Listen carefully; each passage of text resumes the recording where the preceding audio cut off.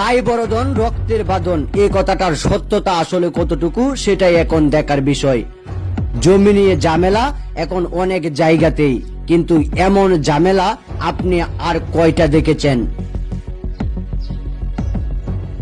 ভাইয়ের ভাই এমনই হয়ে থাকে, কিন্তু বাতিজা যখন চাচার উপর খেপে যায় তখন বিষয়টা কেমন লাগবে। আর এখান থেকেই ঘটে যেতে পারে অনেক কিছু।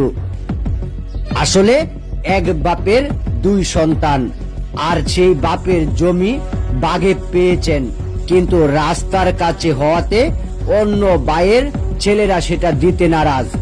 কোনোভাবেই এটা তাকে দেওয়া যাবে না, কারণ এই জমিটার মূল্য এখন শতাংশে কয়েক লক্ষ টাকা। আর এমন ঘটনার খাতিরে বাংলাদেশের অনেক ঘটনা ঘটে যায়, যেখানে দেখা যায় মামলা মুকদ্দমা সহ মারামারি, হানাহানি, খুনটাপিও ঘটে। কিন্তু প্রকাশ্যে যখন বাতিজা চাচাকে করতে ব্যস্ত, ঠিক সেই মুহূর্তটাতেই অল্পের জন্য বেঁচে গেলেন। তারও রয়েছে দুই সন্তান, আর তাদেরকে ডাকছে। কিন্তু আপনি যখন এমন ঘটনা দেখবেন, একজন চাচার সাথে ভাতিজা কেমন আচরণ করে, এটা আসলে আমাদের সমাজে এখন অহরহই দেখা যায় এমন ঘটনা। অনেক সন্তান কুসন্তানে পরিণত হয়, বাবার সাথেও এমন ঘটনা ঘটায়।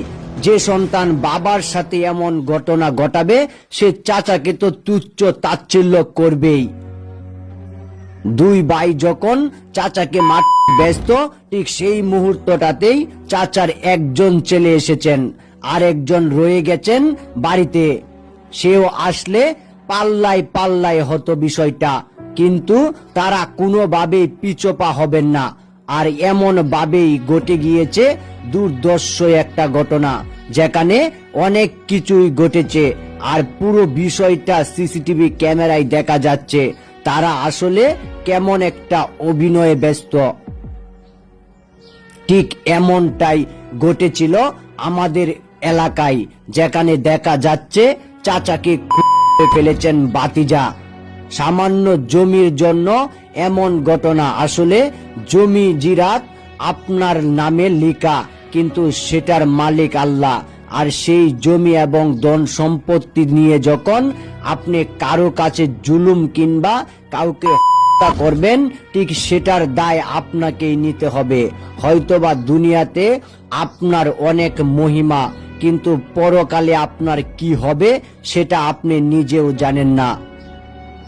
এখন প্রশ্ন হলো, এটা নিয়ে যদি একটা মামলা হয়, তাহলে সে মামলায় দুজনই ফেঁসে যাবে এবং তৃতীয় পক্ষ সেটা লুটে নিবে। আসলে আইন সবার জন্যই সমান। যদি বিষয়টা সমাজে বসে সবার সাথে আলোচনার সাপেক্ষে সমাধান হতো, তাহলে বিষয়টা ভালো হতো। কিন্তু এমন ভাবে উত্তেজিত এবং এমন ভাবে এমন ঘটনা ঘটলে প্রাণ চলে যেতেও দ্বিধাবোধ করবে না। তাই আমাদের সতর্কতা অবলম্বন করতে হবে, যাতে করে এমন ঘটনা সমাজে না ঘটে। ধন সম্পত্তি জমি জিরা নিয়ে এমন মারামারি, হানাহানি করবেন না, কারণ এমন ঘটনা থেকেই মহা কিছু ঘটে যেতে পারে। তাই সতর্কতা অবলম্বন করুন।